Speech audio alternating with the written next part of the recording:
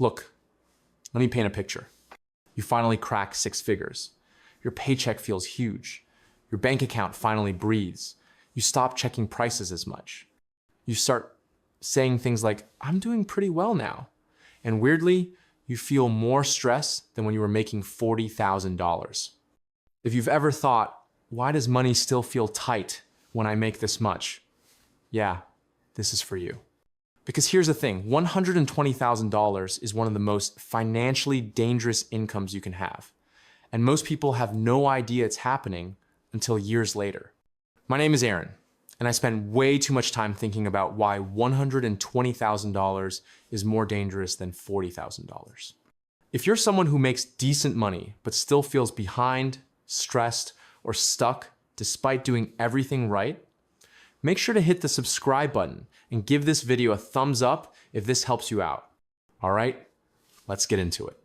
Most people believe this simple idea. The more money I make, the easier life will get. That sounds logical, and mathematically it should be true. But in real life, it often isn't. Income doesn't eliminate financial problems. It just changes the type of problems you have. And $120,000 sits right in the danger zone. At $40,000 a year, your financial reality is painfully clear. There's no confusion. You know you can't afford things. You know you need to budget. You know one bad decision hurts. According to the Bureau of Labor Statistics, households earning under $50,000 spend nearly every dollar they make because they have to. There's no illusion of wealth, which means people are cautious by necessity. No fancy car payments. No, we'll figure it out later decisions. It's tight, but it's honest. Now enter $120,000. This is where it gets really interesting. At $120,000 after taxes, you might take home around $7,000 a month, depending on where you live. That feels like a lot. And psychologically, your brain goes, I'm safe now, but you're not rich. You're just comfortable enough to make expensive mistakes. Here's what usually happens. You upgrade your apartment, you upgrade your car, you start financing convenience, you stop tracking spending closely, not because you're reckless, but because you feel responsible. Now let's talk numbers. Compare 2 people. One makes $40,000. Rent is about $1,000. Car payment may be $250. Expenses are tight but controlled. Savings are small but intentional. The other makes $120,000. Rent jumps to $2,500. Car payment becomes $750. Subscriptions, eating out, nicer stuff everywhere. Expenses rise faster than income. According to a 2023 Lending Club study, over 60% of Americans earning more than $100,000 live paycheck to paycheck. Let that sink in. 6 figures, still broke, not because they don't earn enough, but because their fixed costs exploded. This isn't about discipline. It's about identity.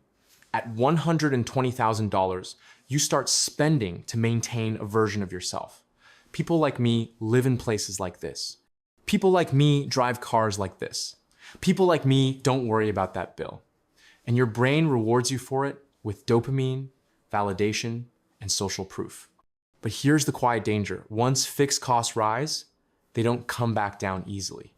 Now, you might be thinking, but I'm saving something. I'm investing. I'm doing fine. Sure, but let's talk about risk. At $120,000, a job loss hurts more. A lifestyle downgrade feels humiliating. A bad decision costs years, not months. At $40,000, you expect instability. At $120,000, instability is shocking. And that shock is what causes panic decisions, draining retirement accounts, carrying balances, stacking lifestyle debt quietly. Here's the brutal truth. $120,000 puts you close enough to wealth to taste it, but too far to sustain it. You can afford the payment, the lease, the monthly cost, but not the financial freedom behind it. That gap is where stress lives. Think of it like standing on thin ice. At $40,000, you know the ice is thin, so you move carefully. At 120,000, the ice looks solid until it cracks. So, how do you actually make $120,000 safe? First, cap fixed costs early. Housing and car together shouldn't exceed about 35 to 40% of your take-home pay. Second, automate wealth, not lifestyle. If your income rises by $1,000, at least $500 should never hit your checking account. Third, delay identity spending. Don't upgrade your life until your money can survive a job loss. And fourth, track net worth, not income. Income lies. Net worth tells the truth. Here's the good news. If you're making around $120,000 right now, you're not doomed. You're early. If you handle this phase correctly, this income becomes a launch pad, not a trap. Making more money doesn't fix money problems.